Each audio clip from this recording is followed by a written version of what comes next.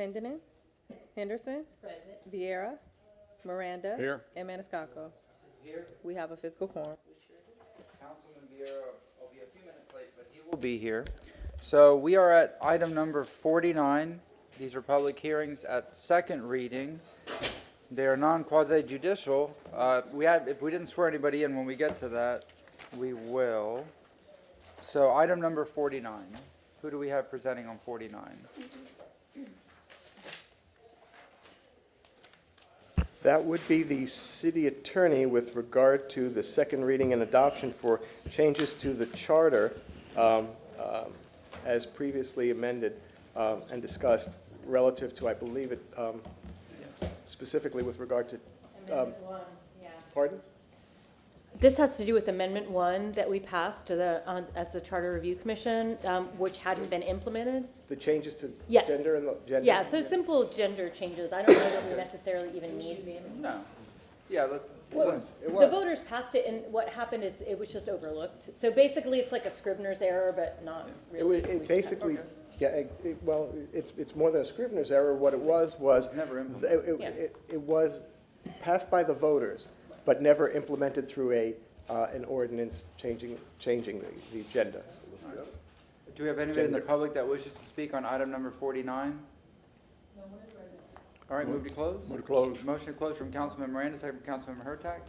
I'll read it. All in favor? Aye. All right, any opposed? Councilwoman Hurtak, if you'd like to read item 49. Yes, file number E 2023-8, Chapter 2, an ordinance in the city of Tampa, Florida, amending the City of Tampa Charter of 1975 as revised in order to implement that charter change, including in ordinance number 2018-129 and approved by a majority of voters as Amendment 1 in the March 5th, 2019 election by revising the following sections to remove all references to gender. Section 2.02, qualifications, limitation on terms. Section 2.03, organization. Section 2.10, veto. Section 2.13, recording and authentication. Section 5.01A, departments, legal departments. Section 7.02, budget. Section 8.07, conflicts. Section 10.02, succession. Section 10.06, reemployment. Reemployment, repealing all ordinances or parts of ordinances in conflict therewith, providing for severability, providing an effective date. We have a motion from Councilmember Hurtak, second from Councilmember Miranda. Yes, ma'am? Did you have anything to present? No, I apologize for being late getting downstairs, but thank you. And thank you to Councilwoman Hurtak, who was the one who caught that this particular charter amendment had not ever been actually incorporated into the text of the charter. So happy to have it done properly. Thank you very much. Please record your vote.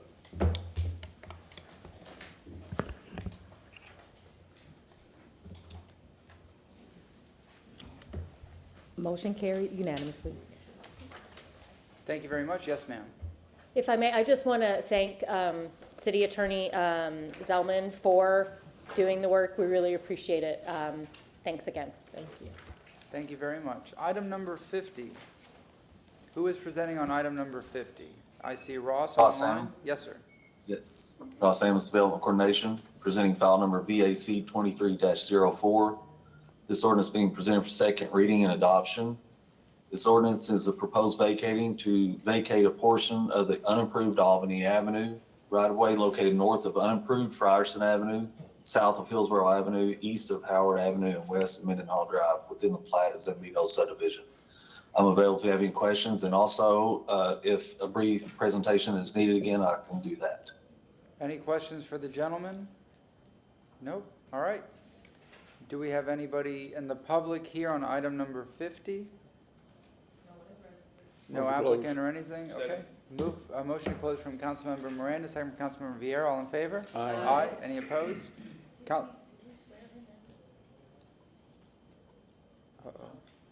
Mr. Sammons, did we swear you in? Were you online? Yes. Yeah, he didn't add anything, so, but he said yes. Okay. Councilmember Clendenin, would you mind reading item number 50? I move file number VAC 2304, an ordinance being presented for second reading and adoption. An ordinance of the City of Tampa, Florida, vacating, closing, discontinuing, and abandoning that portion of unimproved Albany Avenue right-of-way located north of unimproved Frierson Avenue and south of Hillsborough Avenue, east of Howard Avenue, and west of Mendenhall Drive, within the plat of Zambito subdivision in the City of Tampa, Hillsborough County, Florida, as more fully described in Section 2 hereof, subject to certain covenants, conditions, and restrictions, as more particularly set forth herein, providing for enforcement and penalties for violations, providing for definitions, interpretations, and repealing conflicts, providing for severability, providing an effective date. Second. We have a motion from Councilmember Clendenin with a second from Councilmember Miranda. Please record your vote. Motion carried unanimously. All right, thank you very much. He was sworn in, it says. Item number 51. Ross Sammons, Development Coordination, presenting file number VAC 23-07. This ordinance being presented for second reading and adoption. This is proposed vacating to vacate a portion of Juneau Street, right-of-way located north of Sitka Street, south of Waters Avenue, east of Edison Avenue, and west of North Boulevard. It's in the plat of Wilma subdivision. I'm available if you have any questions. Any questions for the gentleman? I see none. Do we have an applicant? Yes, sir? I know you were sworn in earlier, so. Go ahead, please state your Yes, my name. name is Rodolfo Schaefer. I'm the applicant, and I'm here if you have any question for me. Do we have any questions? Nope. Thank you very much. Do we have anybody in the public that wishes to speak on item number 51? Anybody in the public? Move to close. Motion closed from Councilmember Miranda. Do we have a second? Second. Second from Councilmember Clendenin. All in favor? Aye. Aye. Councilmember Henderson, would you like to read 51? I move file number VAC 2307, ordinance being presented for second reading and adoption. An ordinance of the City of Tampa, Florida, vacating, closing, discontinuing, and abandoning that portion of Juneau Street right-of-way located north of Sitka Street, south of Waters Avenue, east of Edison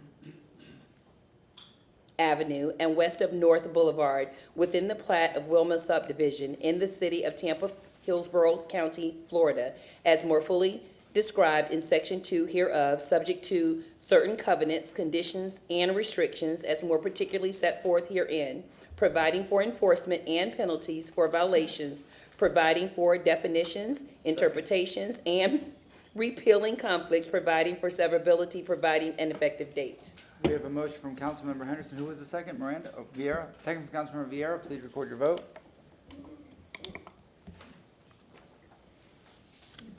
Motion carried unanimously. All right. All public hearings are open, so we'll go right into item 52. This is to approve an inventory list of all real property within the City of Tampa that is appropriate for use as affordable housing. Thank you very much, sir. Thank you. Yes, ma'am. I have not been sworn. Uh-oh. Anybody has not been sworn in that's going to be speaking today? We don't have much to go, but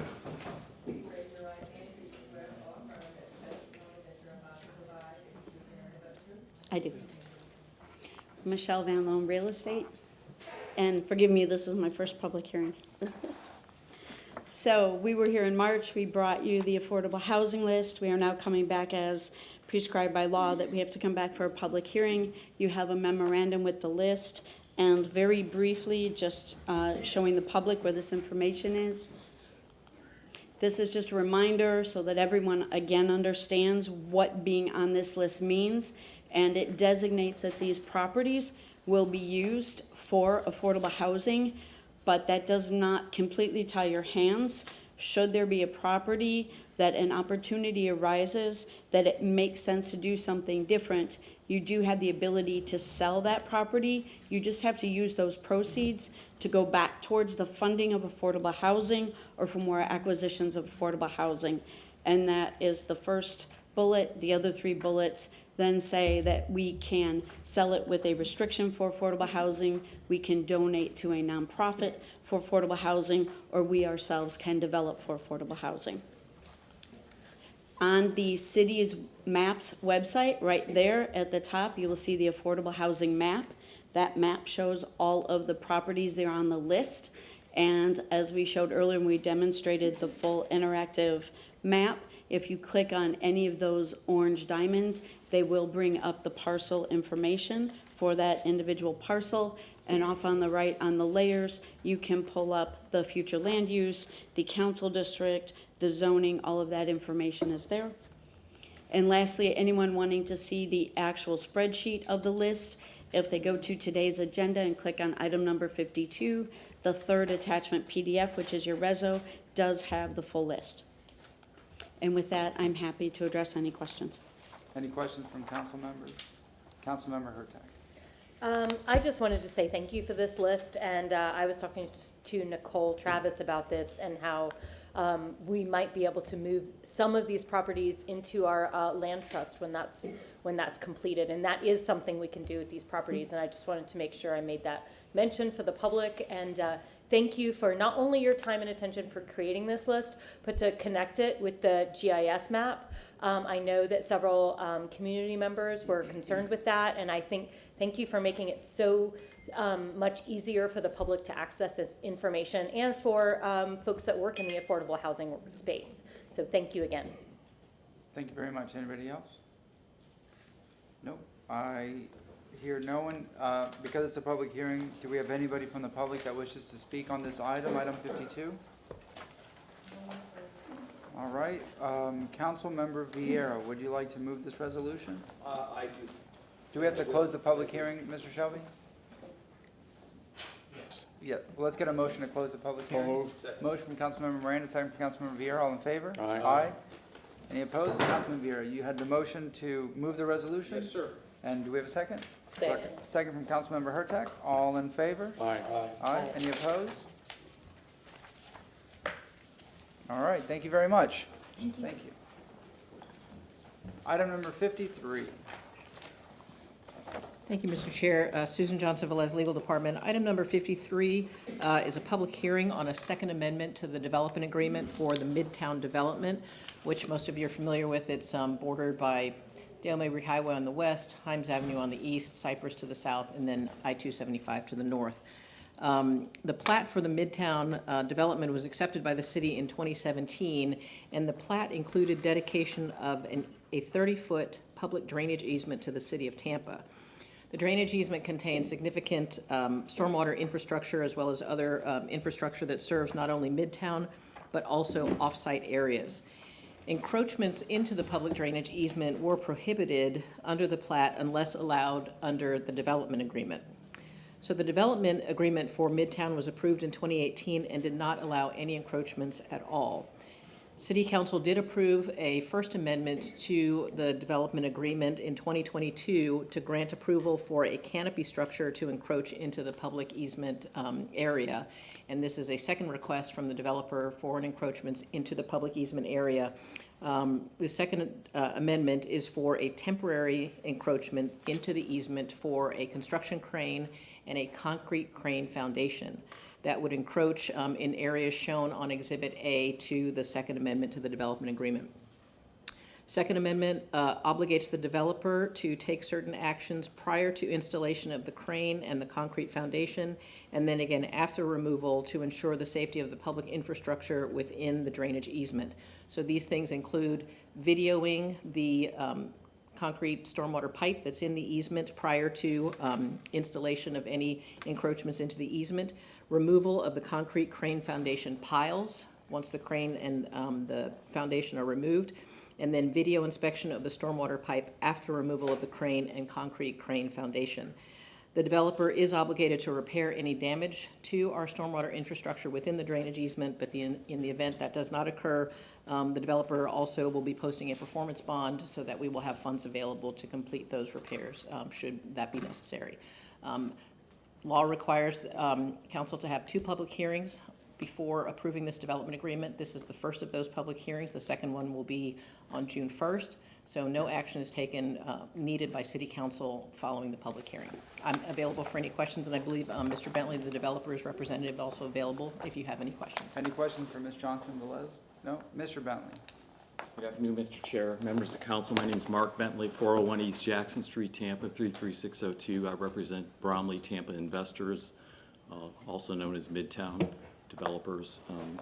The intent of the encroachment is to authorize a pad in this drainage easement for a large crane to construct TECO's regional headquarters. It'd be about 300 feet tall.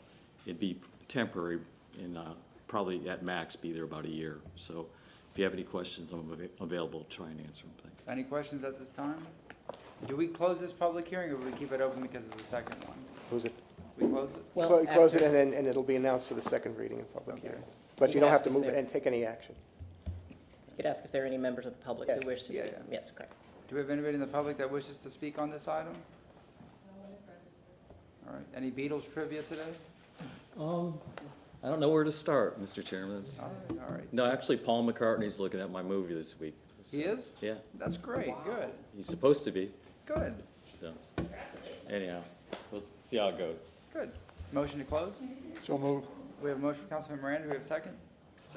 Second from Councilmember Clendenin, all in favor? Aye. Any opposed? All right, thanks. Hey, thanks a Now- lot. If we can just have the clerk announce it announce. as well for the second reading, please. Second public hearing will be held on June 1st, 2023 at 9:30 a.m. Thank you. Okay. I believe we go to staff reports, item number 56. I believe Brad Baird is here for that. Yes, sir? Brad Baird, Deputy Administrator of Infrastructure. I wrote a memo on this one, so I'm here to answer any questions. Do we have any questions for Mr. Baird? Any questions for item 56? Do we have a motion to move this resolution? So moved. Motion from Councilmember Miranda, second from Councilmember Clendenin. All in favor? Aye. Aye. Thank you. Thank you. All right. Item number 57. We have a consultant here from ACOM to present the Parks and Rec Master Plan. Can we have this monitor show the presentation, please? Have the what? The mic? The monitor down Oh, monitor, yeah. Do you have a flash drive to plug in there, or do you have the presentation already submitted? Should be preloaded. Should be preloaded. Okay, yeah, they're getting it up. It's for the presentation for item 57. Thank you all for having me. How many slides do you have? 26. About 20. I heard 300. 226. Pages. Thank you very much. Yes, it's up, and we're going to pull it up on the main screen here in just a moment.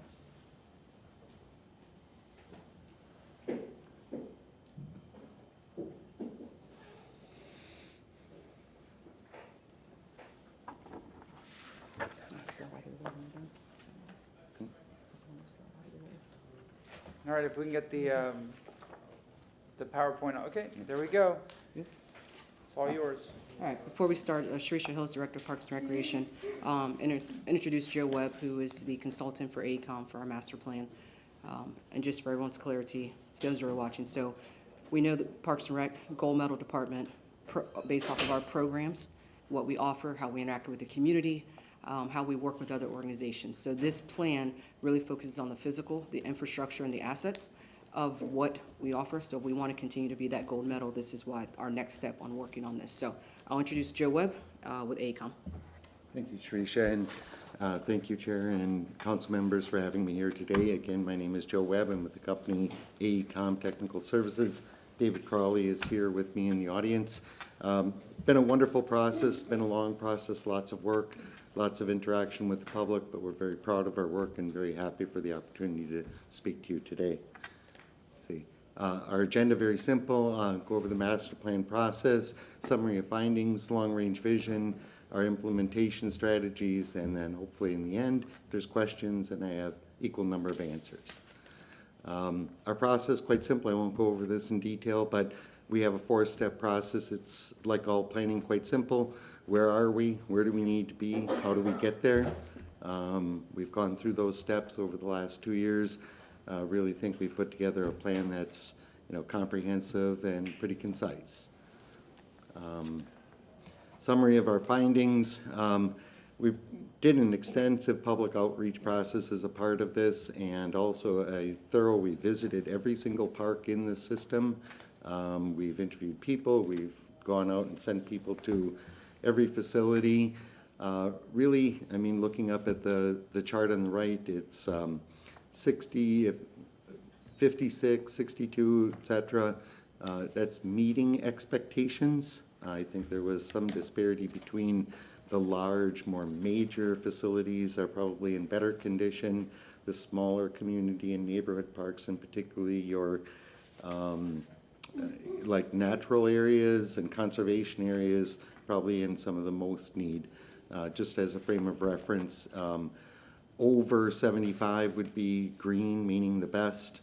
50 to 75 would be orange, meeting the expectations, which are all these categories. And then we don't see any red, but you're tending down towards that, and time is taking its toll. So there's certainly an opportunity for more things. I think the parks you currently have, you know, it's just basically a need for improvement. I hate the term deferred capital and capital maintenance or deferred maintenance. It's really just reinvestment. It's not that they're not maintained. It's not that people aren't taking care of them, or, you know, any fault on the operations people from Shirishas, but things are just reaching their life cycle. That's pretty predictable with things, and from a kind of physical plant, physical structure kind of point of view, that's where they're at. So it's okay, but there's certainly a sign that if we're looking out 10 or 15 years, there's got to be a program to kind of make sure things don't fail. So we also did an extensive level of service analysis. It's a really complicated map. I mean, if you zoom in on it, the darker gray areas represent residential areas. So our hope is that every person can reach a meaningful open space within a 10-minute walk of their home. There are some small gaps, but in general, just as a general scheme, even though it looks a little complicated, City of Tampa is doing very well. Sometimes there's whole gaps, or there's whole sections where, you know, there's areas missing and where, you know, there really is no service. But with some surgical kinds of acquisitions and or improvements in connectivity, we hope we could achieve that over the next 10 years.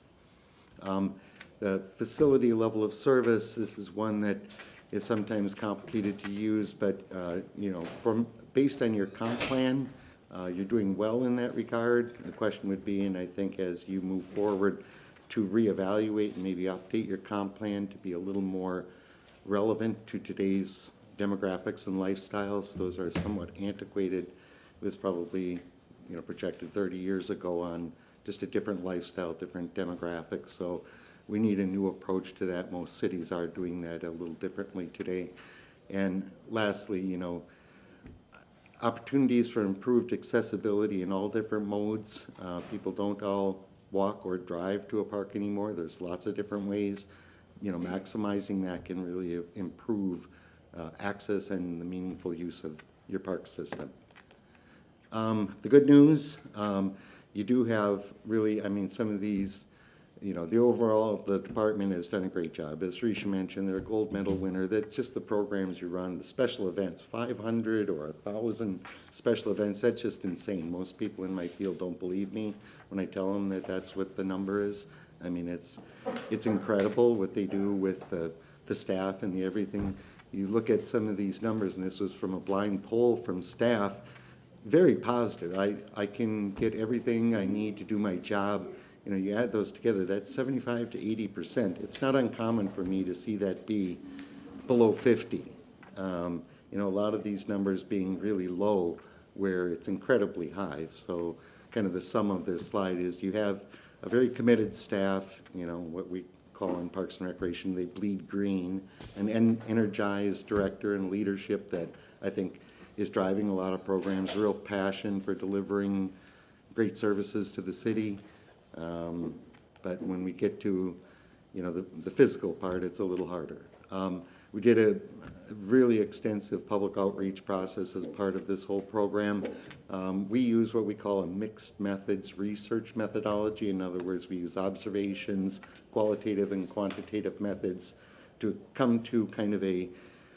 consensus, and then we look at all those different methods as to what keeps coming to the top as the top priorities. So we don't just ask the public, what do you want? That's easy, right? We try to winnow what is a want versus a need versus a priority. So really trying to winnow down to what do people think are the highest needs that are most important and need to be done first. So that was the initiation of the process. If you can see, lots of participation. You know, it isn't uncommon for me today to have public meetings, even well advertised, even trying as hard as we can to have very small turnout. But with a virtual room and some of the online processes we use, we touched 36,000 people. It's almost 10% of the population. You know, we're aware of the program, we're following it, giving input. That's really amazing. That's another almost startling one when, you know, it's just a real trend where people don't turn up on an average Tuesday night to participate in a public meeting. So I think even extending it out for a period a little longer, a great amount of public interest and a lot of real good input. So out of that, we take all those different things and we look for all the things that keep coming to the top. And what's good is that we've got kind of a consensus. The things that we heard from some of you, the things that we heard from focus groups, what we heard from public meetings and online, all kind of converged at the top things. You know, if we boil it down even simpler, this is the top list, and we sometimes look at them as both activities and facilities. I don't know if this surprises you, if you're thinking what it is that people would say, but nature enjoyment, neighborhood parks, natural areas, conservation and environmental lands, that might not be what you would have thought would have been it, but it's indicative of trends all across the U.S. People really are tending more towards an at-will recreation. They like to go canoeing, kayaking, biking, walking, those kinds of activities. It's pretty typical in major American cities in the U.S. Long-range vision derived directly from what we heard from the public. What we did is develop these thematic subsystems that we call them, kind of a facet of a way to look at the overall plan. This was based on how the public perceives the department, so we took that directly from the community input and kind of formulated a way to look at it more comprehensively. Neighborhood and community parks, as I said, reinvestment in the parks is really kind of the core of this plan. I think the last time I presented here, I was encouraged to really focus on the whole system, not just on a few high projects, but really this is across the board, you know, corner to corner, top to bottom, every single park kind of evaluation. And you can see there's some opportunities. You have 14 parks that you currently own that were never developed, but the vast majority of this is really in your existing system. Connectivity and walkability, this has just been a theme throughout this whole process. Lots of people talking about, you know, I don't feel safe crossing the street. I don't feel safe getting to the park. We need more greenways and trails. We need better sidewalk connectivity right immediately adjacent to the park, just over and over and all the way up to, we had a series over the last few weeks of public outreach and open houses for the master plan, and those seem to be a lot of the things we heard right to the end. Conservation, sustainability, you know, I can say I've worked long enough in the industry where 30 years ago, we didn't think about those things when we designed parks. We didn't think about stormwater management and water quality and how we can use the parks. And in a lot of cities, parks are a major part of conservation, sustainability, water quality, all the other initiatives that are very high priority, especially in Florida, especially in coastal Florida. And I think we created within the master plan strategies in how to maybe look at those differently. Athletics and aquatics still very popular. You know, really want to create that every kid has equal opportunity. This plan is really predicated on equity and making sure that everybody has the same access and is treated fairly. So there are some opportunities for doing that. Again, not to take away from the fact that you're doing very good as it is. I mean, you're fortunate that you weren't left with a legacy of big disparities, but there's improvements that could be made with a couple more facilities. Long range, again, this is a trend in America, you know, maybe a lesser emphasis on health, on competitive sports, more on the emphasis that doesn't take away from competitive sports, but more on health and wellness, not just youth-centered. I grew up, you know, huge families, lots of kids, but now it's about everybody, all age groups, all abilities, and making sure that everyone can use the parks, not just kids during the day, on weekends, things like that. Cultural programming, again, Shrisha's team does a great job in doing those. The more she does, the more people tell me that they want more, that it's just a wonderful thing that you can bring people together over small events in a neighborhood to bigger events in community centers to citywide events. That really is kind of the gold medal of this department.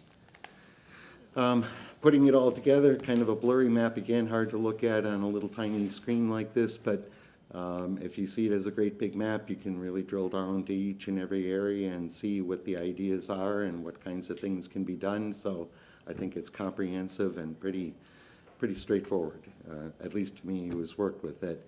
And I do think, you know, your vision for our tomorrow is more than a tagline. I'd like to say that it's not my plan, it's not AECOM's plan, it's not Shrisha or the city's plan. This is a plan we developed through the public. So I'd really like to think of it as the public's plan. Implementation strategies, of course, always something. How do we get there? You know, we broke this down, and if you look at these pie charts again, there's a massive report and a bunch of appendices if you need something to read late at night, but 2,200 line items of individual things to improve really, you know, proposed facilities in existing parks and just improvements to existing. If you just take the things that we're fixing in the parks, it's 70% of the total. If you add in those things that the 14 undeveloped, it's over 80% of the total. So really a community-wide kind of approach to the plan. And it's intended to be implemented not just today. I will say, you know, some of the things that we see are these things happened over a slow period, maybe starting 2008 of kind of falling behind. It's going to take a while to fix it back up. This isn't about run out in one day and fix this. It's going to take some time to kind of tilt that back in the other direction.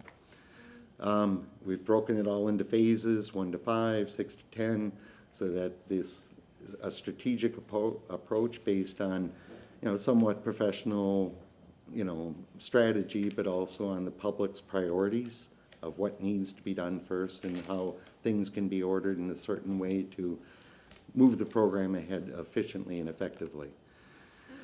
Priority action items, you know, capital improvements, invest in an expanded focused approach to capital improvements. That's just my saying that there's got to be an investment. It's going to take time and evaluate other funding.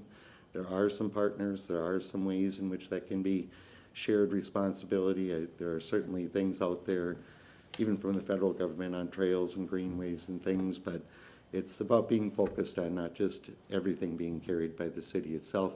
Policy initiatives, I think this is underway, updating your comp plan, maybe developing a comprehensive greenways and trails master plan to look at the connectivity issues, and really a parks-oriented approach to sustainability and resilience, I think would be very positive for the city. And just to achieve multiple goals that the city is trying to do. Environmental sustainability programming and operations continue to the wide variety of programs that are currently happening, but some of that is being limited by the facilities right now. So really focusing on equity and making sure that, you know, everyone has the equal access to those same kinds of great programs and services that Shrisha provides. So trying to be quick, I know that's a lot for a lot of work and a great big document, but I was encouraged to be brief and be open to lots of questions. So hopefully if you have any questions, I can answer anything you may wish to know about. Councilwoman Hurtak. I want to say thank you for this. I did read through this. Okay, and good. Yeah, I read it. My aide Kelly's been reading through it, and I read through it last night, and I appreciate each part of it.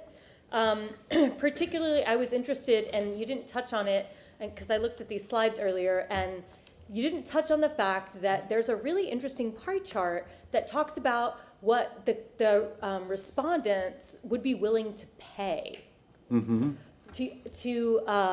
increase this park. If I remember correctly, it was a good percentage that would be willing to pay between $5 and $10 or more a month. Am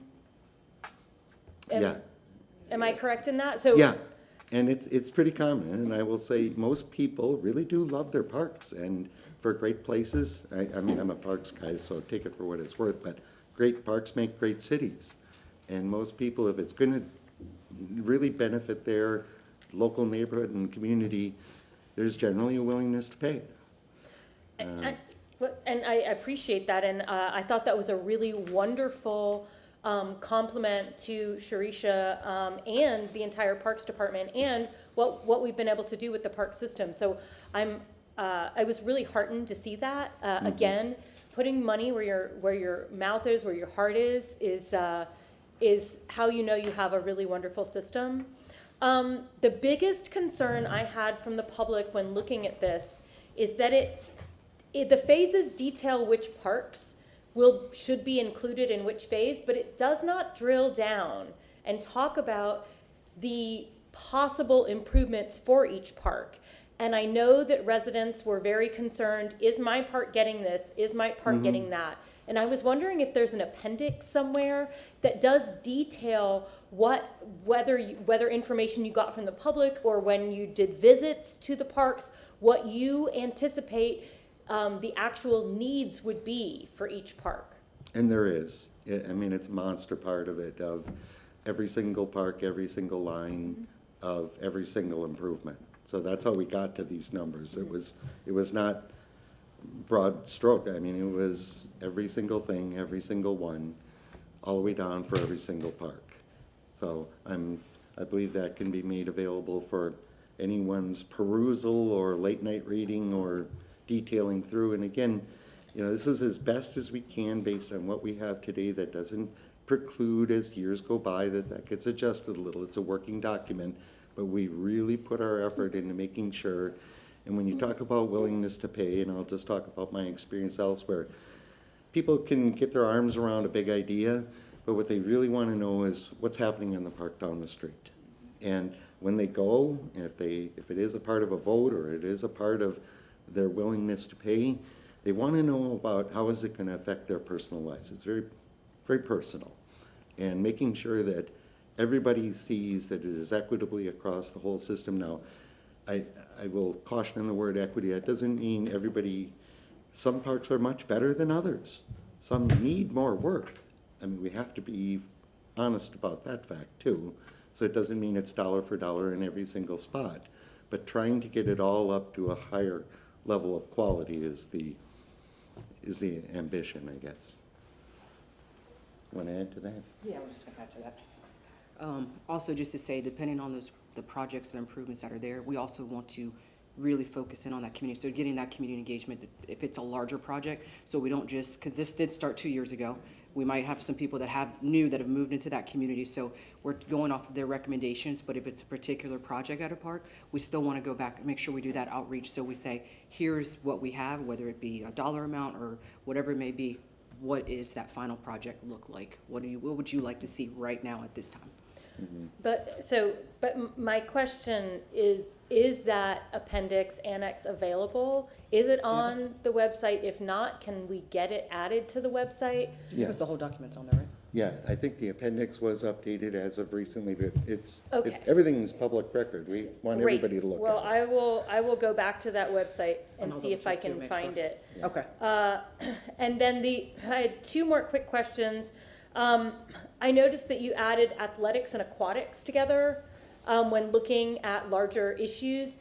Those to me have very different dollar amounts. Aquatics are very expensive comparatively. So I would love to see that a little more defined because I think it gives us a better idea. I think the athletic dollars can be spread a lot more readly than aquatics dollars. And when looking again in the report, there were dollar amounts attached to the projection, and the amount of money for athletics and aquatics was large by very far, and so I would like to see that divided out, just to get an idea of what you expect to possibly spend in those areas, just because I know how different they are. Yeah. And one more thing that I hadn't seen mentioned, but that I've seen other cities use when we are talking about trails and greenways, and we actually had a conversation sort of surrounding it today, and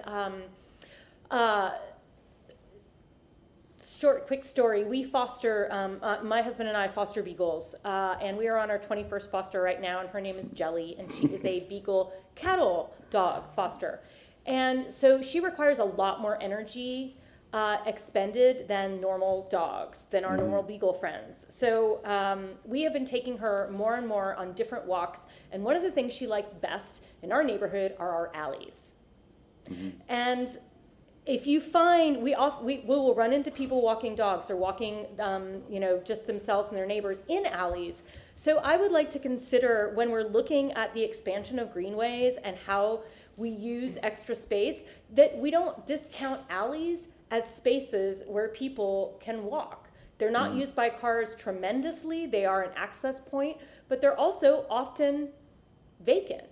So what do we do with that? In the meantime, I would like to see what it might take to encourage that. And I know it's probably not part of the scope, but while we were talking about this and while I've been thinking about the experiences I've been having in alleys recently, I really would be remiss if I didn't bring that up. But thank you so much. I think this was a great presentation. I appreciate the report, and I really look forward to reading the appendix. Okay. Councilmember Vieira, then Councilmember Paul.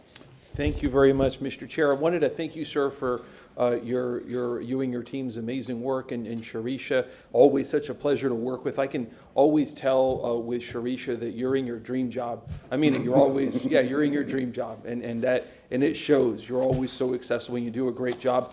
I also want to compliment you on just the robust size of the report. For the record, this is a parks master plan, right? We've been pushing for a public safety master plan. When people ask, what are you looking for in the public safety master plan, I just want to hand over your report, because that is robust. I mean, when you look at, recommendations on as I'll talk about, a lot of different areas, including looking at individual parks, what individual parks need, et cetera. That's what I want to see. No relevancy to you, sir, but that's what I want to see, just for the record, in our public safety master plan. So this report is obviously great. The reason I see that this report was done so that we could take a look at throughout all of our city of Tampa, see the areas that are growing, see the areas that have a lack of balance, I guess, if you will, with regards to parks. And there's other things in parks. For example, we have 3 City of Tampa run golf courses, which are amazing green spaces for the community. In my district, we have Forest or Babe Zaharias, which is amazing and obviously gets the job done, so to speak. So we can highlight the gaps, we can identify the gaps, we can talk about how to fund the gaps and whatnot. I think Councilman Carlson had a motion that we're going to hear on. I guess I think it got continued, but to talk about potential sources for funding parks, and I support that 110%. The talk of new revenue, taxes, et cetera, comes up. I do not support new taxes for parks. I just don't. We have critical needs in our city when it comes to transportation and mass transit, when it comes to public safety for police and fire, et cetera. I could not support asking the public for more revenue when we have these issues that come before it. That's my position. I saw the section that you all did, numerous sections on disability accessibility within our parks. Wonderful. Job well done. I think I'd mentioned that before, so thank you so much for doing that. That's something that's so important. We have to really put a robust effort in our city of Tampa in making sure that all of our parks have special needs access, and make sure that all of our districts have an all abilities park, at least one in each district, and that all parks have accessibility. I think that's very important. We're working on it through our CRA for the areas in the CRA that would be affected, and outside of that, for areas like New Tampa, North Tampa, South Tampa, we can work on that as well. But again, the purpose was to have an objective analysis on where the parks are, et cetera. And I wanted to bring up something that's open and obvious, but when you look at this map, and you look at the districts that are there, and you take a look at District 7, the numbers are quite relevant. And I know there's some issues I'll talk about with certain parts of District 7 that are relevant, and I'll get into those as well. But if you take a look at this analysis, it notes that District 7 has 11 parks, right? One of those parks is the K-Bar Ranch area, which is not a park, which is a lot of, and that's noted in the report. I'm not making that as a correction. I'm just saying that for the purposes of the public, which is a potential park that can be developed through the county, et cetera, et cetera. If you take a look at the other districts, District 4 about 50, District 5 about 60, District 6 about 60. The report for District 7, I don't think it has that for any other district, also notes county parks and then parks through CDDs and HOAs, which is unique to New Tampa. Even if you include those, that's 26 parks in District 7, 50% less on average than the other districts. So, you know, that obviously is an issue, but it's an issue that continues to be a concern in District 7. You take a look at the fire issue. Some of our most acute fire issues that have been before us have been from District 7. 4 out of the 6 stations with the longest response times in the city of Tampa are 33647. We had Station 13, by far and away the busiest station in the city of Tampa, the 50th or so busiest station in our United States of America, in North Tampa, right there in District 7. So that's a district, right, where there are a lot of acute needs. Parks is a real robust want, not necessarily a need. So we need to really have a discussion on this issue, particularly with K-Bar Ranch. About 4,500 of our constituents live out there. There's area out there, and I know the city says there's not a lot of land, particularly for the New Tampa area for development. There's a lot of land. So I want us in the budget to take a look at that because I think that's something that's very important. But again, in summary, a great job on the report, a wonderful job as always from Parks and Recreation. We always appreciate your help, and I'm being told to shut up. Thank you. Well, thank you. Good thing the wheelchair is not here. Thank you, Councilman Vieira. Councilman Carlson. Yeah, I just want to say, to piggyback for a second on what Councilmember Vieira just said, parks are incredibly important. We found out during COVID that people use their parks more than ever, and they found all the problems with them, and they let us know about all of those. We also found that economic development has changed, especially because of COVID. COVID sped it up, but it used to be that you would subsidize downtowns and you would subsidize companies, and now we need to build a better quality of life because people are running businesses out of their homes, they're working out of their homes, and the old style of subsidizing big office buildings and subsidizing companies doesn't work anymore. Subsidizing companies causes a race to the bottom. So what we've been trying to do the last few years as City Council is to fund quality of life issues that that help people want to move here and live here and stay here and be excited about this area, and people obviously are excited. Technical question for a second. Now, I got back from overseas last night, but I diligently read everything the last few days, and everybody's talking about a 100-page document. I did not see that. In fact, I sent an email to staff the other day and said, although I liked the presentation, I was disappointed that there was not detail in it. I looked just now, and there's no long 100-page document on SIRE. So where is the 100-page document?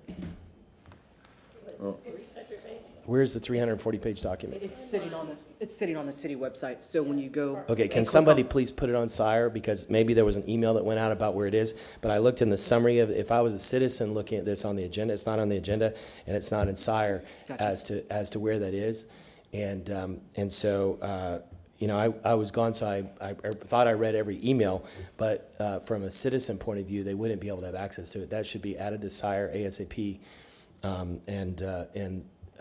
yeah. Okay, yeah, before we downloaded the PowerPoint into SIRE, when Joe started community engagement, we put the entire report online so that citizens could see it before they went to the open houses, and it's 340 pages, but it's. Yeah, so, and I don't mind, like my colleagues, I don't mind reading 1,000 pages if I have to. That was what I was looking for after the last 2 years, and I didn't see it. I was disappointed. Now I hear that you have it, but I didn't know about it. And so whoever in the future is working on reports, we need to make sure we put them on SIRE, because that's where the public looks to get information. So I'll look through that, and the most important thing is, you talked about equity, but the equity I think people are looking at, in my district in particular, is that if out of all the parks, benches are broken in 10 of the parks, then if benches are a high priority, then that they will get fixed in all 10 parks where they're broken, despite where they are in the city and despite the other things. So I'll look through and figure out what that is. But in the summary anyway, I did not see that pickleball was a high priority. Does it come out in the 300-something page report? Yeah, it does. Pickleball, everywhere I go, it's like, oh, it's a crisis. But you would say if you had to choose, the public is upset because if you had to choose between fixing benches and fixing the basic working of a park, what we're doing in some parks is we're building pickleball instead of that. And people are frustrated because the basic things are not getting fixed.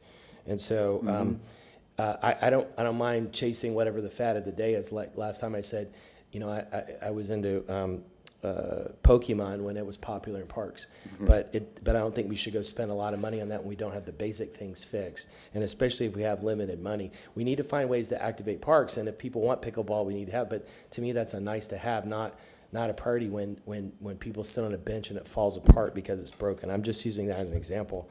The last thing is, I've talked about CRA money several times. This is not the CRA board, but just to remind my colleagues. In the downtown and Channel District CRAs, there's something like $30 million a year right now. And if you look at the numbers the last few days, those numbers are going to get bigger and bigger over the next few years. Let's say after we finish our current commitments, if the downtown CRA goes from $15 to $40 million in the next few years, if we took 20% of that, that would be $10 million a year. And it still would have no impact on the stuff that we're able to do in the downtown area, but it would triple the parks budget. So there's a counter campaign going right now, apparently by the media, where somebody's trying to get more corporate subsidies. But we need to focus on what's fair for the rest of the city and trapping all that money. I'm not proposing moving all of it, but trapping all that money in downtown and Channel District, spending $4 million on a park when our whole budget for the whole city is $5 million is not a good idea. Thank you very much. Councilmember Miranda and Thank you, Councilmember Chairman. Haynes. On the implementation of strategies, as I look at it, we got about 80 playgrounds. Maybe I'm looking at it wrong. You might call it parks because you got 80 parks plus 2 new parks, and I'm looking at playgrounds. Is that the same thing or different? I'm sorry. And in other words, let me give you, the city has 191 parks. Within that, there's 80 playgrounds, 173 outdoor courts for tennis or whatever, and 3 golf courses, 3 event centers, 17 interactive water facilities, features, 104 athletic fields, 32 recreation centers, 4 art studios. You have 2 gymnastics and dance centers, which are great. Everything is great. So what we're doing here is looking at it and how can we improve what we have? In a lot of respects, yes. Yeah. I mean, that's the core of this plan. I mean, all plans I've done, many are different, but City of Tampa's plan and what we heard from people was a lot of what was just mentioned of fix what you have first. Make sure it's safe, make sure it's equitable, make sure that, it's functional.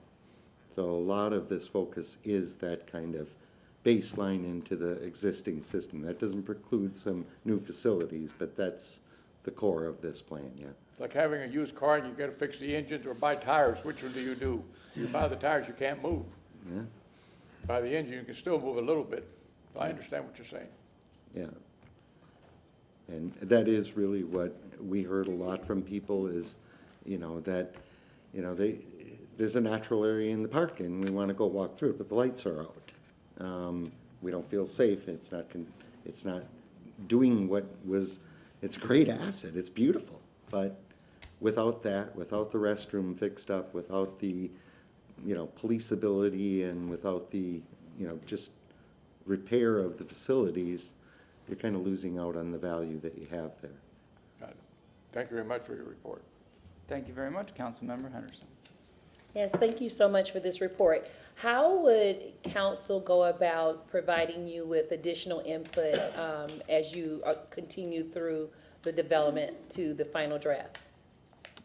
Well, any other ideas or anything you'd like, just send them through Sharisha to us. I mean, we can continue to look at, it's a working document. We've gotten to this point, but this isn't the end. This is really the beginning. Right. I mean, sometimes we get caught up in trying to finish a master plan. This is gonna be your plan, hopefully forever, right? You know, you'll just keep updating and trying to, the idea that we're trying to put forth is that if you have little or a lot money, focus on the top priorities. And at least be working down a list that is kind of a consensus of the public and our expert evaluation, you know, to provide that guidance. I didn't see it, but can you tell me what was the percentage of youth involvement in development of your community input? I can't answer that off the top of my head. I mean, we can try and get back to you with that. We did have some youth focus groups. We had youth involved in the program. We sometimes, that's an aspect of it, but it's really about everybody. Not only the youth, the parents, grandparents, people with small children, people with no children. You know, we see some of the kind of shifting of demographics and lifestyles where it isn't as much youth, and we're kind of leaving out some teens, maybe active older adults are not getting the same kind of equity. So it's equity vertically as well as horizontally, but youth is always a big part of it. Youth development, I think, is part of Sharice's core pillars of her department. So they really do try and do that a lot through their programming and through the facilities. I mean, the athletics, I didn't separate youth from other users, but lots of what that program is. Okay, just something to consider, because at the end of the day, pickleball may not be the priority depending on who you're talking to. Mm-hmm. Just yeah. It They're might very be basketball vociferous. courts, yeah. But thank you. Yes, sir. Thank you. A very comprehensive report. It's good to see someone go through and really look at our assets at the extent that you have. Thank you. I appreciate that. I kind of want, you know, without saying ditto to a lot of what you've heard, but especially with what Councilwoman Henderson just said, I think we definitely have to, one, I agree 100%, you have to fix what you have before you start, you know, buying new. You know, if your house is falling down, you don't go out and buy a new car.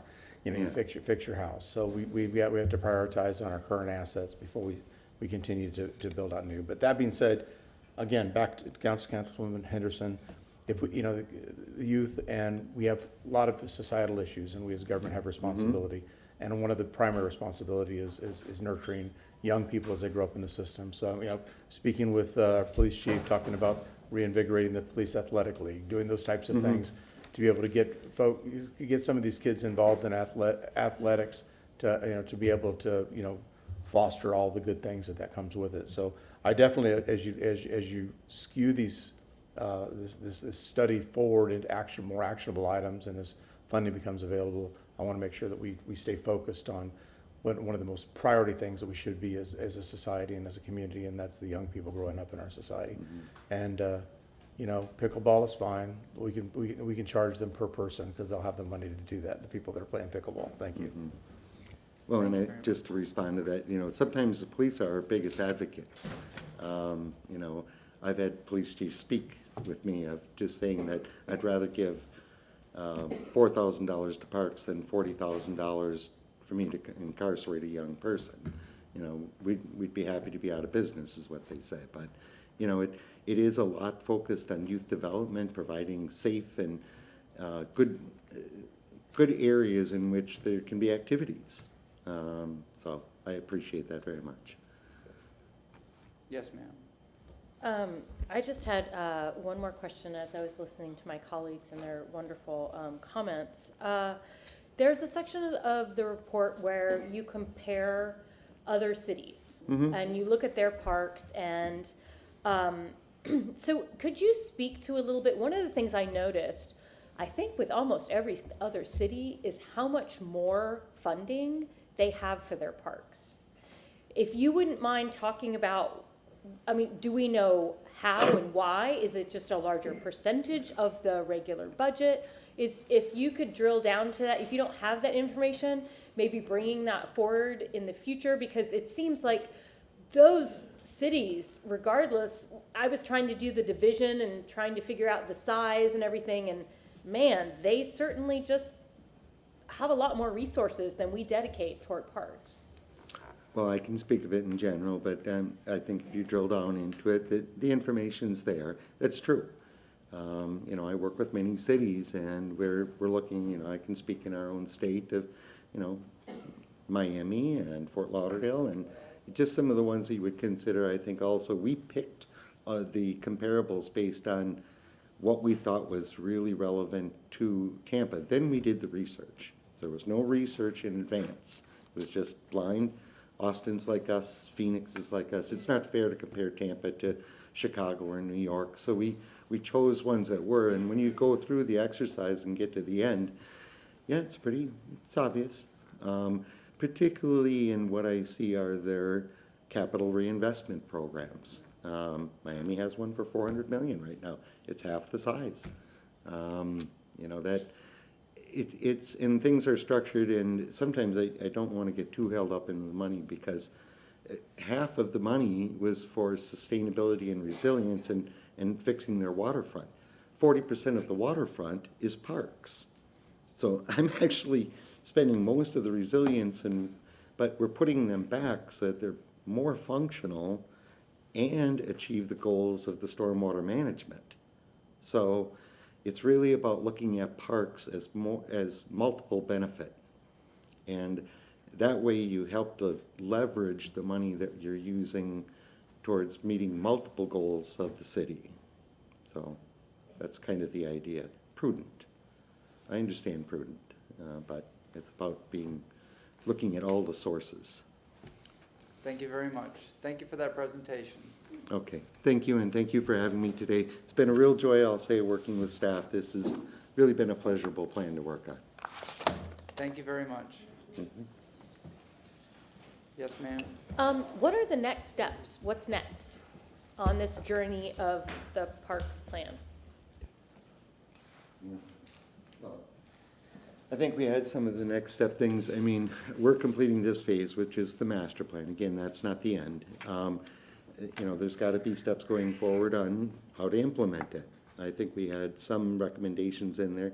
You know, everybody wants to focus on just the money, but, you know, updating your comp plan, doing some of the things that will help you when you position towards leveraging can be some of the first steps. Making sure that you're set up to take every federal dollar for greenways and trails, which are being funded incredibly right now. Making sure that you're working with all of your partners, you know, school board, the county, I mean, private. Being in a position with your comp plan to do that, that's kind of the first steps. You want to add to that? I think you pretty much summed it up. It's just taking the recommendations that I have, looking as we go through our budget year and our funding over the years, so come up with that long stream funding source, as Joe said, and that'll be our next step. So then we can plan accordingly. We know our priority list, but until we know what goes with it, you know, how do we put that money toward that? So. I know we have talked about using schools before. Yes. Was that at all included in this look at a parks plan? Actually, for us, believe it or not, we started while he was going through the maps, while his team was going through there. We've already made our first steps working with the school system. So thank you for that. We were able to get in there. We will be utilizing for athletics, knowing that we have limited green space for athletic fields. We actually will be utilizing their football fields, talking with them about using their tracks and how we can work with it more. So when we spoke about it, and you mentioned it before, we started that process, and we'll be using it this upcoming year, their football fields, just for athletics to start there. We have a cooperative agreement already with them, so how do we be more cooperative? So they utilize our pools, we will utilize their fields, also talking about tracks and either other resources, whether it be theaters for our theater program, but more agreements with them. Wonderful. Yes. Yeah, I hope to see that included in the future as, you know, Yes. maybe different color or something like that, where you had county-owned parks, maybe schools that we have cooperative agreements with in like pink or something, so we can see the difference and see how that might impact people within those that 10-mile radius. Absolutely. Thank you very much. Yeah. Thank you. Thank you for having us. All right, next up is item 59, Mr. Baird, water restrictions until rainy season kicks in. All right. Good afternoon again, Brad Baird, Deputy Administrator of Infrastructure. Feels like old time for me, as I used to report on this weekly back in the last drought, which was 06 through 09. Just real quickly, an overview. We do have mandatory year-round water use restrictions. A lot of people don't know that. Watering is not allowed between 8 a.m. and 6 p.m. or any time of the day on Sunday. Please know your watering days, so I'm going to put them on the record. I mean, they're on our website. We hand them out at every event we go to. We include them in the bill. But if your house number ends in 0, 1, 2, or 3, your watering days are Monday and Thursday. If your house number ends in 4, 5, or 6, that is Tuesday or Thursday, or Tuesday and or Thursday. And then 7, 8, or 9 is Wednesday and or Saturday. So, got that on the record. We'll give you a test of that, Brian. I water on my watering days. So now the good news before I go into some numbers for you on our reservoir. We, May and June are predicted to be wetter than normal, so that's good news. We are currently buying over 40 million gallons a day of finished water from Tampa Bay Water via our Morris Bridge connection. And we are operating at about 20 million gallons a day of raw water from the Tampa Bypass Canal via the Harney Canal to keep the reservoir full. The reservoir is holding steady at a little over 19 feet. The reservoir is full at 22.5 feet. So I'd like to show, use the overhead here to show how we, just one of the tools we use to monitor. Can you see that? Yeah. So this chart usually has multiple lines on it from all the years where we've had dry conditions, but I narrowed it down to just this year, so to try to simplify it. Over on the left is the reservoir elevation, and the x-axis is time. And so what we've done is we'll start on March 15th at 22.5 feet is what's desired. That's typically the beginning of the dry season. And then we draw a straight line down to mid-June or June 15th at 16 feet elevation. And 16 feet is very important because that is when you, it's called cavitation. That's when the pump would start pulling in air. So you start getting lower than 16 feet and you can, get into some trouble. So as you can see this year, the red line or the light or the pink line is the reservoir elevation. And this is up to today. So you can see that when that line and that slope in that line starts to exceed the black line, that's when you're maybe headed for some trouble. So that's when you need to start buying water we need to start buying water from Tampa Bay Water. As you can see, as we started to do that, it came back in line, and now we are over that slope line. So it's a simple tool, but it's a very effective one.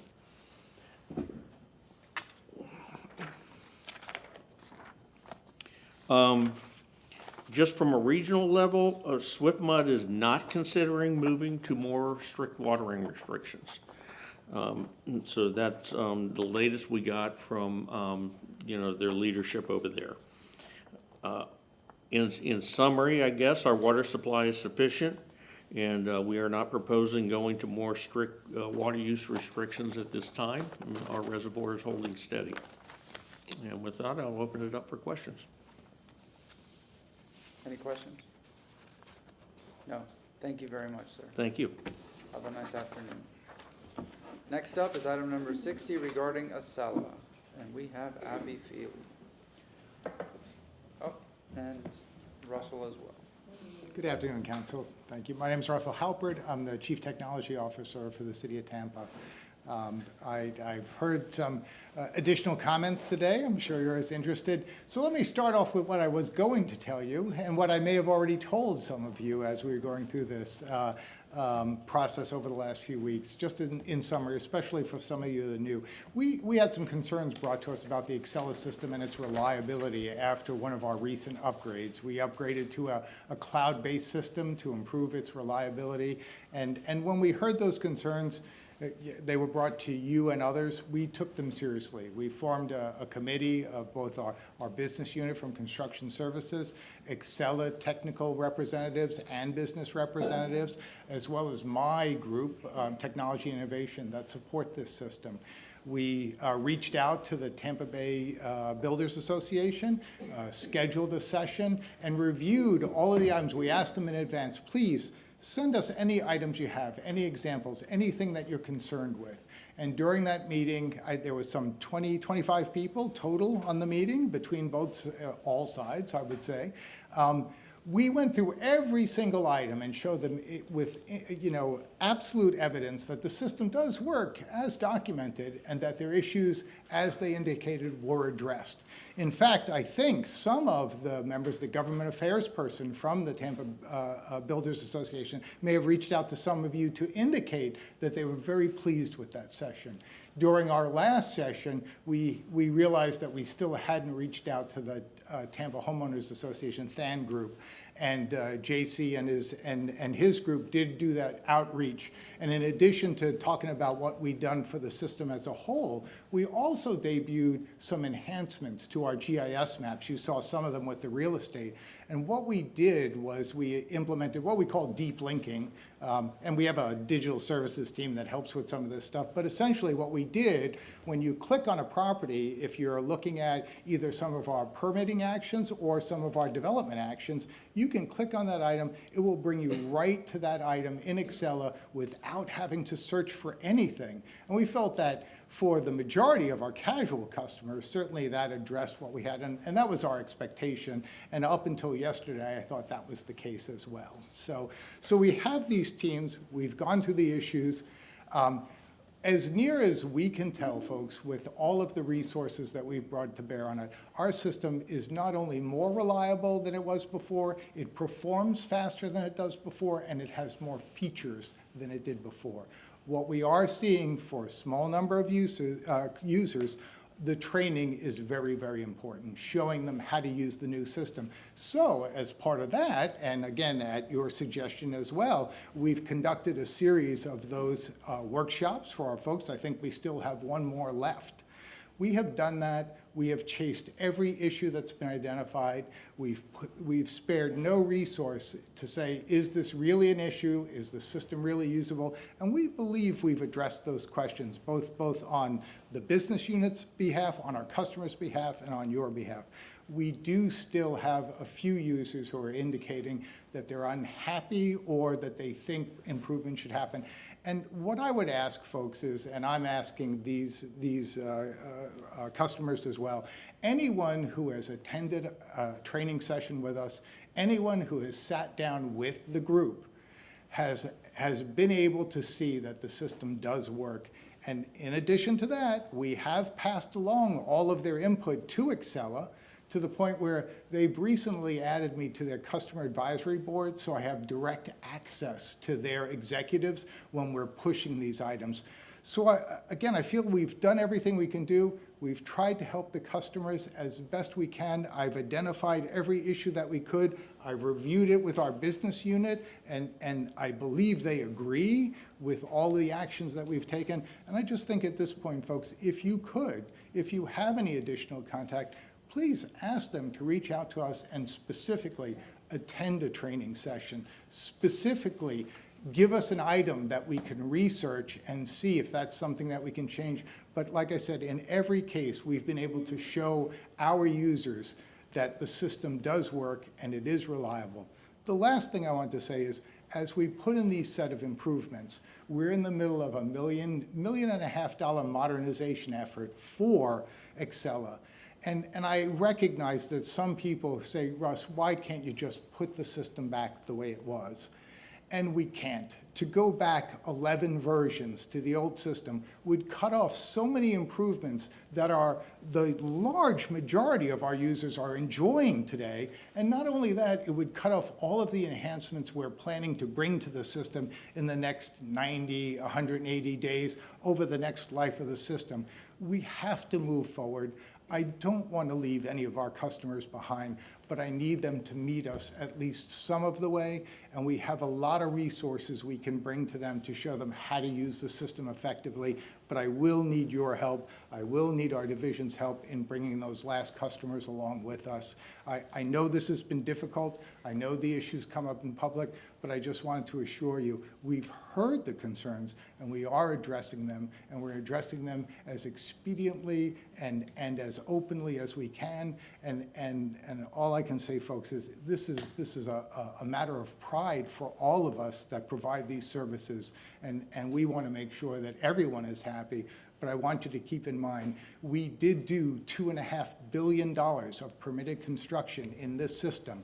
We have thousands and thousands of happy users every day. I don't want to take anything away from folks who still need help, but we have those resources for those folks who still need help. And that's all I have, and I'm willing to entertain any of your questions at this point, or if we have any comments from staff. Councilmember Clendenin. Thank you, I appreciate, and our private one-on-one briefings too on this issue that we've brought up and we've talked at length about. So question, very specifically, it was brought to our attention that there's a problem with the search function, and possibly part of the using quotations or not using quotations, and can you expand upon that, or do you have other people who have issues with that? Or Yeah, and again, a matter of training, but the search function as it used to work was something of a global, you type in whatever you want and it would hit what you want. Today, what we've seen is because of changes in how things were engineered for the cloud, there's a difference where they ask you to put quotation marks around the item that you're looking for. And if you put those quotation marks in, unfortunately, it's not something that we can change at this point. It's something that is a base part of the product that literally thousands and thousands of other customers use across the United States. We can't make that change, so we ask people, if you want to use the system that way, use those quotation marks. But even better, if you're looking for a specific building permit, or if you're looking for a specific number, they have search sections that will bring you right to the address that you need, right to the permit that you need. And this is documented, it is on our website, and it is part of our training, and it works beautifully. So is the use of quotations isn't just the internet standard as far as being specific, so you can't do a broad search without the quotations? No? In this particular case, because there are so many specialties, the quotation marks, how do I want to put this? I'm sorry, I don't want to make it technical, folks, but it will parse the 10 words and do searches like there are 30 different searches and try and bring them together.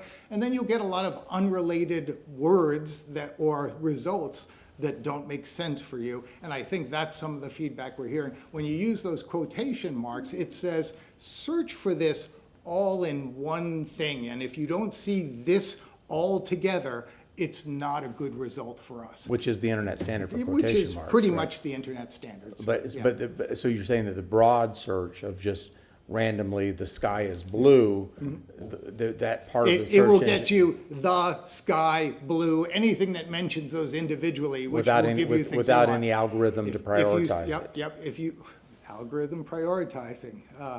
Good. So from our side, what we're saying is if you don't include those, you get that unprioritized search. If you put the quotation marks, you get the whole phrase as you've intended. And again, I'm not saying there can't be situations where you might search in a different way than was entered into the system. That is always an issue for people, you know. But again, what we've seen is if you use the search as documented, as documented on our website, it is reliable. And again, we can show our customers that, and we want to show our customers that. And again, it does work as we've indicated. And we've poured that through both Excella technical folks, my technical folks, and our business unit as well. Okay, thank you. Thank you very much. You're welcome. Anybody else? If I may. Yes, yes, sir. Just very, very briefly, thank you again for your work. I think we should keep tabs on this and just continue to keep in touch with the neighborhood folks from the Builders Association, et cetera, to see how the Acela system continues to work and process. It seems that some significant advancements have been made, et cetera. There are challenges.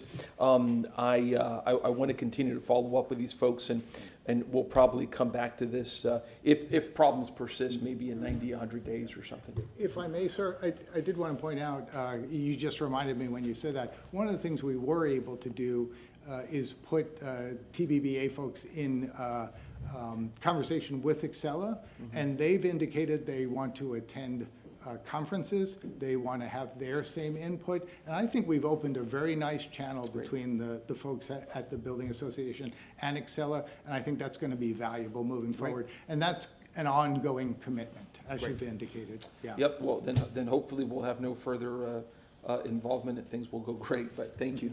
And I appreciate your report and all your hard work. Certainly, sir. Thank you, sir. Thank you very much. Thank you very much. No? No? Okay. What he said. Yeah, what he said. Exactly. Abby Feely, Deputy Administrator, Development and Growth Management. I am in agreement with Russell. We are working hand in hand together to resolve this and always to make our tools better for the communication to the public. I did bring my laptop. I can hook in for you for a couple of minutes. I'd like to show you the map, how quickly you can get there in 3 clicks and not even use the Acela interface to get to any property that has a building permit or a construction permit. We're planning to use our new QR codes for that in the Good Neighbor Notice that we're bringing back to you at the end of June. So I can hold off to that. I know it's the 3 o'clock hour, completely up to you. Would anybody like to see a demonstration? It'll be quick, I promise. In fact, if you all have your cell phones with you, you can pull one out and do this yourself. And for anybody who's watching on the public, they could do this on their TV screen right now. The top one is the Construction Services Active Permit Map. That is every permit, excluding trades. So no AC change out or hot water heater change out, but building remodeling, demolition, you can get to that permit in just a moment. And the one below that is the Development Coordination Map. That is all your rezonings, your special uses, your design exceptions, your formal determinations. So when you click on that, that will take you to either of those two maps. Here is what that map looks like. This is on the Development Coordination homepage. If you, where is it?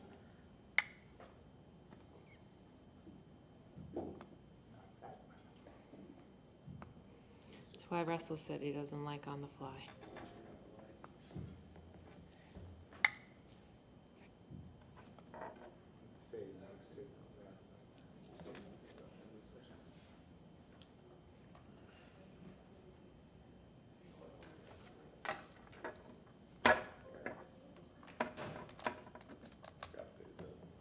Yeah, we had to call Tico. We didn't pay.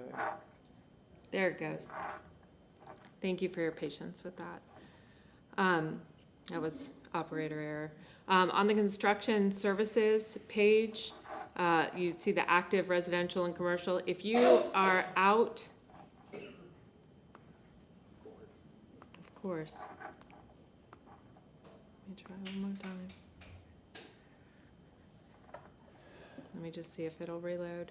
If you're out anywhere in the city and you pull this map up on your cell phone, it will go to your location on your phone, so you don't need to know I am at the corner of Oak and 7th, or I'm at the corner of Florida and Oak to get that going. Let me try. apologize. It was just up and running fine.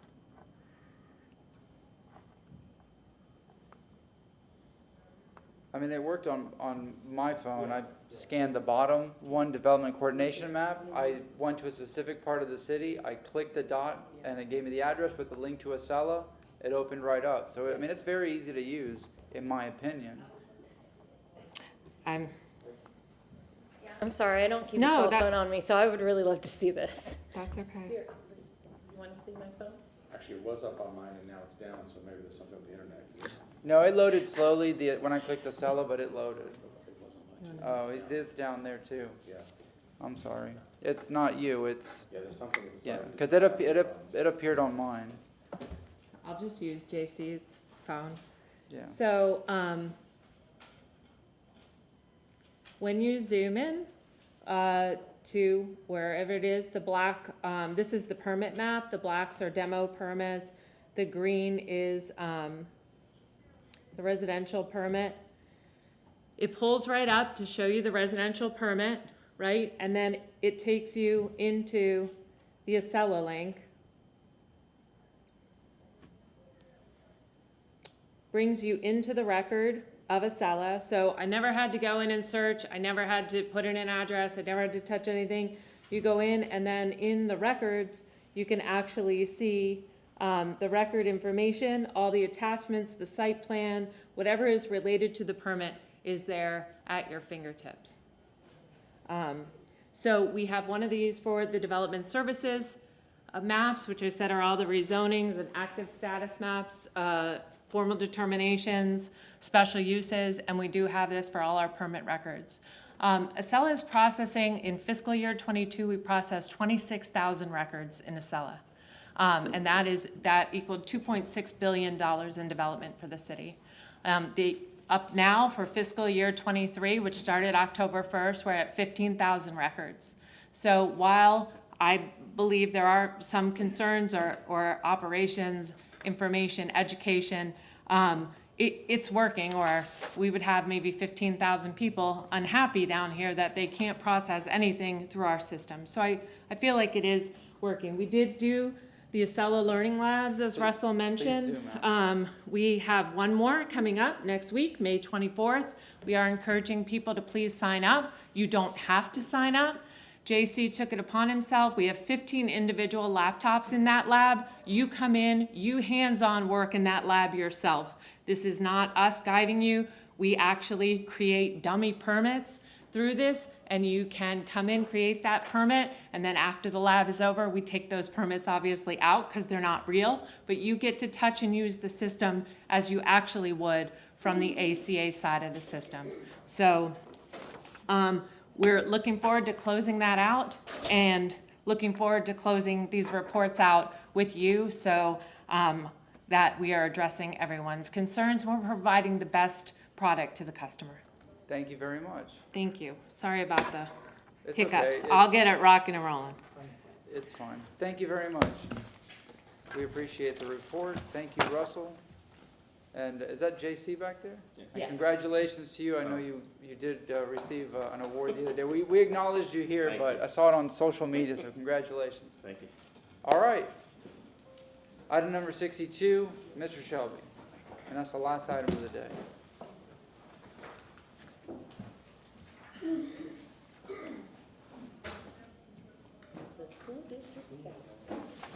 Good afternoon, Council. Martin Shelby, City Council Attorney. I'm here to provide a report on the possibility of alternating meeting weeks to align with Hillsborough County Schools' spring break.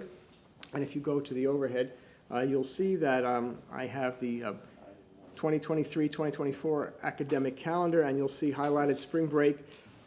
Next year is Monday, March 11th through Friday, March 15th of 2024. Now, as you know, Council, you approve the calendar. It's prepared by the clerk, consistent with the way Council has previously directed it, and taking into account how the weeks fall in any particular month determines how the meeting is set up. As you know, on the first and third meeting of each month, traditionally it's set for your regular session. On the second week of the month, you have the CRA meeting in the morning and your land use evening meeting at 5:01 p.m. On the last, or the fourth meeting of the month is your workshop session at 9 a.m., and your evening session is at 5:01. And just to give you an idea, we're going to take that March date, and we're going to take a look at the March calendar for next year. And what you can see is, it is a typical month of calendar meetings for city council. Again, the first and third, and then the second and fourth. There is no fifth Thursday of the month in March of 2024, unlike this year, March of 2023.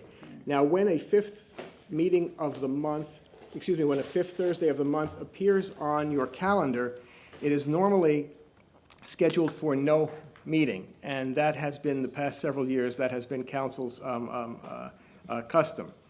Those fifth Thursdays, when it is necessary, those are used to rejuggle the calendar to be able to accommodate this sort of schedule. So for instance, let's say July takes into account of the fact that there is no meeting for summer vacation in the first week of July. And what that does then is that pushes things down to remove the workshop meeting. I could put the calendar on the overhead if you need it, but basically what it does is it uses the fifth Thursday when it's available to fill out having those 4 meetings a month. With the meetings in July and August, you do not have a workshop. And that's why, if you recall, there are no workshops in July or August, because July accommodates your summer recess, and August accommodates the Florida League of Cities Annual Conference, which this year is going to be the second week, the end of the second week in August. So that being the case, Council, if you were to want to align it, you would lose one of those meetings. You would either lose a workshop, and I recommend that if you have to lose anything, Council does not want to have only one regular meeting a month. Normally, you need to have 2. As a matter of fact, Mr. Miranda would recall when he used to have it weekly, as I recall. So that being the case, Council, it's, your calendar. It's prepared by the clerk. You get to approve it for the forthcoming year. But with regard to aligning it with the particular spring break, this is how it conflicts with your March calendar this year. Again, we can look at it in the future. If there's a fifth Thursday, we can move things around and perhaps accommodate it that way to allow for that week. But that's my report. Whatever council's pleasure is, we'll be able to accommodate it as best we can, working within the parameters that we have. Councilwoman Hurtak. I just had a question for my colleagues. Is anyone planning to attend the Florida League of Cities? I have before, but I haven't made plans yet. So, because I went last year, and the only, it was just Councilman Citro and I, so I'm wondering if maybe in the future, instead of having the August date for 2024, we switch that with March, so that we could take away the workshop session in March, and that way, staff and those with children or grandchildren can take that spring break time off. Then if somebody were wanting to go to the Florida League of Cities, it may be 1 or 2 people and not the entire council. What do you think of that? I think that's a good suggestion. It makes it fair. And again, because of the number of people that did go to the conference, I think that would work. Very good. Well, and it also gives our new council members who wish to attend this year the opportunity to do so, because we'll still have that time off. We've already approved a calendar for August of this year. Yes. So we're looking at August, and we're looking at the calendar year, which would start, or I'm sorry, the fiscal year, which would start in October. Isn't that when we? No, actually, your calendar now goes, I'm sorry, forgive me. We do I can never remember. The end of the year. Okay, Suling, it goes to April. And what happens is usually comes to you, the clerk prepares it before the end of the year. Okay, so the end of the year. So preparing and planning for 2024, just because this year I know there are probably staff that have already taken that week off or are doing something else. May I say this? That's a great idea, however, and what I always say, what if you have a zoning hearing and you only have 5 members and somebody gets sick, you're out of 4. You've got to leave it for the following month. Yeah. So I'm just saying that there's a lot of things that we don't think of when we do these things. And you have to put them into perspective of what if something happens, and we go down to 5 members, and something happens, somebody can get ill, somebody, whatever. And if I may, I think that's a great point, but I think what happens is we simply shift it and is that what happens? So if we were No. taking this middle week off, so no, we wouldn't? Well, you can, but what you'd end up doing, let's say assuming take March 24 as an example, if you were to take away the 14th, then what you'd have to do is you'd have to have a day meeting and a night meeting together. Your night meeting would kick into 5:01 on the 21st instead of on the 14th. We did that. Remember, I used to call them twilight double headers. And we did that a whole long lot day. last year. I think once a year we could. And also, I just want to, if I can, of course, through the pandemic and the way things have been working in the past few years, there hasn't been much attendance at the League of Cities, but I will tell you that in the 25 years that I've been involved with the League of Cities in some form or fashion, I find it invaluable, particularly for new council members. I would certainly recommend it. They do have new member orientations. Councilmember Citro was actually on the board of the Florida League of Cities, and what it is also, it is not only a learning opportunity, it's also a good networking opportunity for best practices, and also, frankly, with what municipalities are facing with regard to home rule is certainly safety in numbers. And I just listened to a presentation by somebody from the Florida League of Cities yesterday on the legislative update. As a matter of fact, I'll send you that information. It was invaluable. They worked very hard to be able to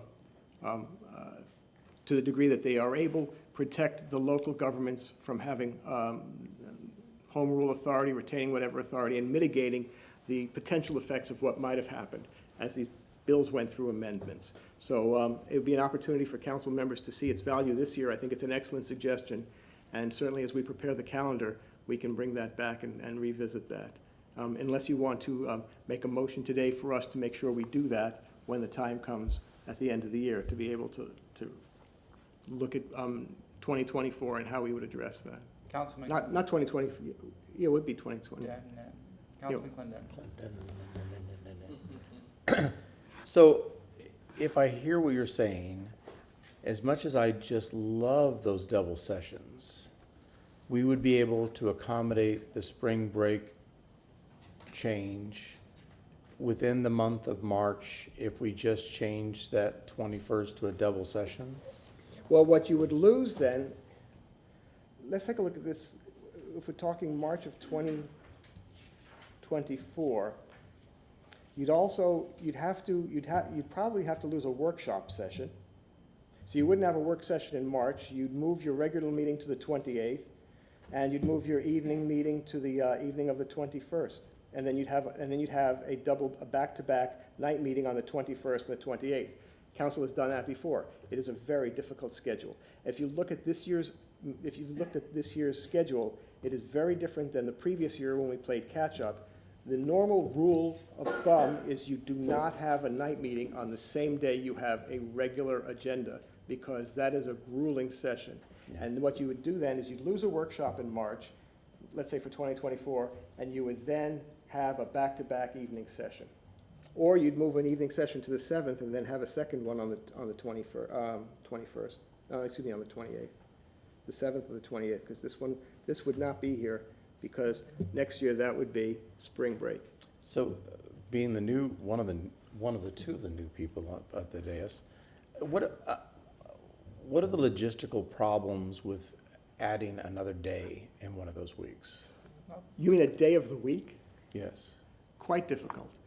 It's logistically, well, first of all, traditionally people recognize that Thursdays are council meeting days. Right. So adding a day first of all, you have to make sure the room is available. Of course, it probably is because it's city council's chambers, but what that does is that might then force the removal of another board that's scheduled for this time, for instance, the Variance Review Board or the Civil Service Board or whatever it might be. And then you have also the staff, the clerk staff that staffs the meeting, CTTV that staffs the meeting, and all the logistics that requires staff members who appear during staff reports, for instance, to make their reports, to then adjust their schedule. Is it unprecedented to add another day?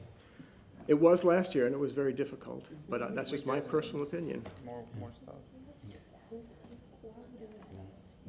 If it's council's pleasure, if it's council's pleasure, it's council's meetings, it's council's chambers, and whatever its direction is, I'm sure we'll be able to accommodate it. But just past practice shows that it's not as easy as just shifting to a different day. There's a lot of logistics that go into it. Between two alternatives, surely we can accommodate this 1 week out of a year. It seems like those of us that don't have kids can accommodate the folks, because, the folks that do, so. Why don't we think about it? I'm amicable to consider all the alternatives. Why don't we think about it and come back at the next meeting with somewhat of a plan or options, and then that's it. Councilmember. I was just gonna say also that if we had to bump a regular session and have the 28th, the evening session, that session tends to be not as long because it's alcohol permitting, it's not our rezoning. Yeah. So if we had to move it that way, I do think I think there are possibilities. Yes. And I really appreciate this being brought forward, because for those people who want that time off, it's not just council members, it's staff. And I Yes. think that in working with staff, we're providing a real service to a lot of people. So I think it's worth our while to figure this out so that we can bring staff and council members that break, and not making them have to juggle to find childcare and or travel and all that stuff. I think it's doable. I think it's. Okay. Councilman Carlson? Marty, I would just ask, if we're gonna come back, can we make it like a 2-minute discussion? You can't carry messages between us, but you can talk to all of us. And it would be great if you could just come back and say, here's what I propose, and then we vote on it. Well, let me see if I can get a consensus right now and then just bring forth a proposal. And Suling, if there's anything you need to, from a clerk's perspective, inform city council of, I'd appreciate it, because your insight is very important. Yeah, I think honestly we could resolve this today. It's a great idea what Councilmember Hurtak brought up, that alcoholic beverage evenings are not as strenuous as the zoning. So moving a regular session, just for March 2024, moving a regular session to the 28th is doable. We'll just have to cancel out that workshop and then have CRA in the zoning evening session on the 21st. Can you throw that piece of paper, I'm back up on, I'm sorry, I'm very This one visual. right here? So again, if I could understand that, Madam Clerk, you said keep the 7th the same way it is? Yes. And then the 14th? The 14th will be. Now used for spring break. Correct. Great. And then the 21st will be CRA in the land rezoning evening session. Together. CRA. Mhm. And then you have the rezoning. evening session. So basically, just moving all of the 14th down to the 21st. Right. And then you're gonna cancel the workshop session and make that a regular session. Yeah, Perfect. No, that works out perfectly. great. So moved. We have Second. a motion to approve from Councilman Clendenin, second from Councilwoman Hurtak. All in favor? Aye. That actually works out perfectly. Thank you. Thank you, Madam Clerk. Thank you, council. And that concludes our agenda, so let's go to new business. Councilmember Miranda, do you have anything? Yes, sir, I got 42 of them, but not for here. All right. Councilmember Vieira. Yeah, just really quick, nothing. You had mentioned, you had heard the folks from Concerns of Police Survivors say that they'd like to have the convention here in Tampa. So I motion for council to write a letter to the national organization supporting that. We have a motion from Councilmember Vieira with a second from Councilmember Miranda. All in favor? Aye. Any opposed? Yes, sir. I motion on June 1st of 2023 for a written report only on the status of repaving of North Boulevard Where? at Forest Hills. Yes. We have a motion from Second. Councilmember Vieira, second from Councilmember Miranda. All in favor? Aye. Any opposed? And then lastly, I motion for July 13th of 2023 for a status on the Uptown project from both Tampa Innovation as well as the city. Some years ago, the process was started, et cetera, and I'd love to see where everything is at, et cetera. And by the way, because I haven't checked with Tampa Innovation on this specific date, July 13th, if they need more time or whatever, glad to accommodate, just to have that there. Motion from Councilmember Vieira, second from Councilmember Miranda. All in favor? Aye.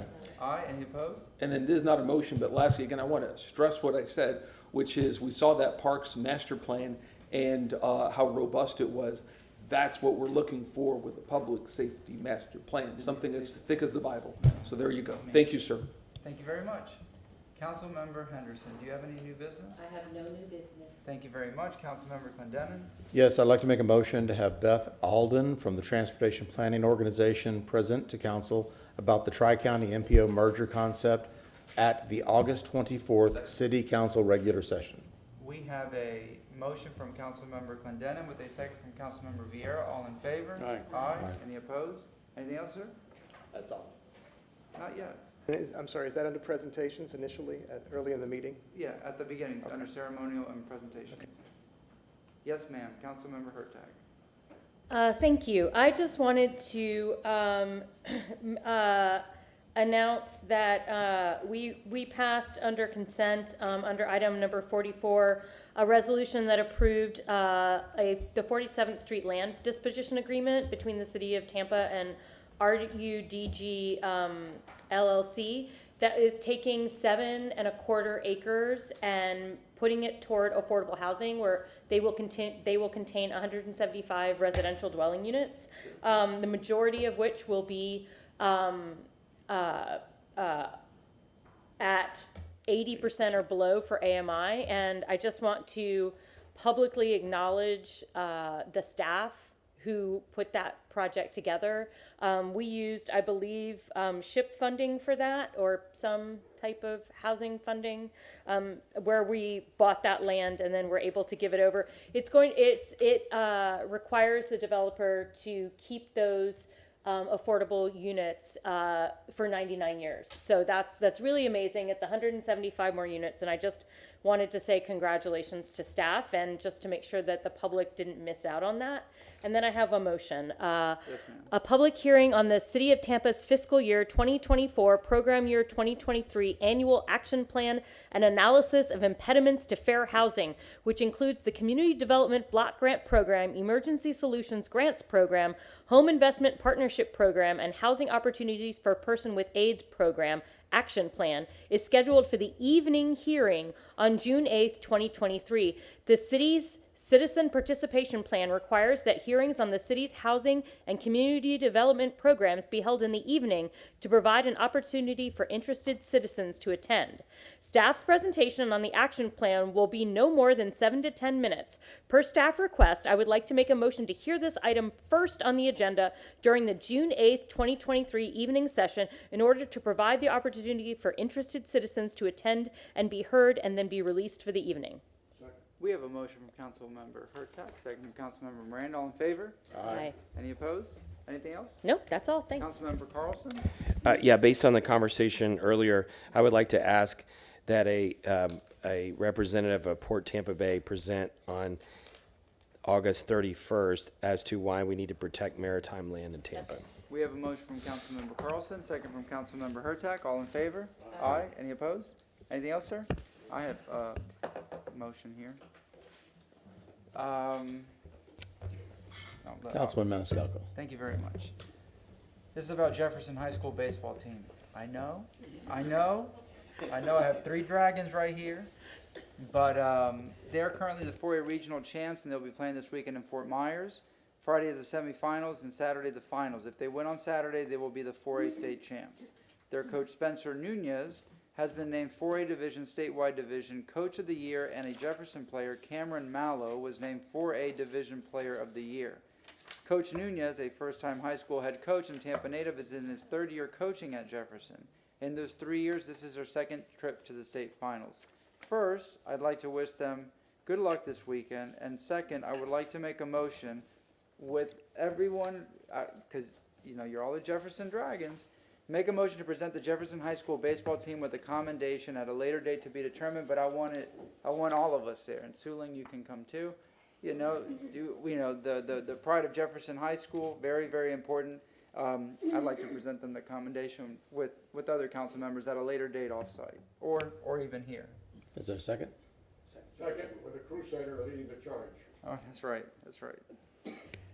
All those in favor, say aye. Would you like to discuss? Do I have to gather you out of order? Just a quick little comment. I do appreciate that. I just want to mention that there are 4 high schools headed to the Final Four. I think it's fair to say that. Jesuit, Plant High School, Sickles High School, and Jefferson are all. But is Final Four. Jefferson not the most important? All are in the Final Four, and they are all representative of our great city, so it is fair to mention all of them. But, yes. I have a motion and a second. All those in favor say aye. Aye. Opposed? And then finally, Yes. I'd like to wish my stepdaughter, Whitney, a very happy birthday on Sunday. She'll be turning 11. Happy birthday. Happy And birthday. even more important, my legislative aide Lisa is having a birthday on Monday. She's 21. She's 21 years old, and we want to wish her all a happy birthday. Yes, Mr. Shelby. Motion to. No, wait, before you do that, I just want to make a correction, Council, and I misspoke. Normally, you don't have a workshop in August, but this year you do because we're using that 5th Thursday. So we do have something. I just don't want anybody to make plans for the 31st of August. We're going to be here. Motion to receive and file all documents. We have a motion from Councilmember Henderson, second from Councilmember Miranda. All in favor? Aye. We are adjourned.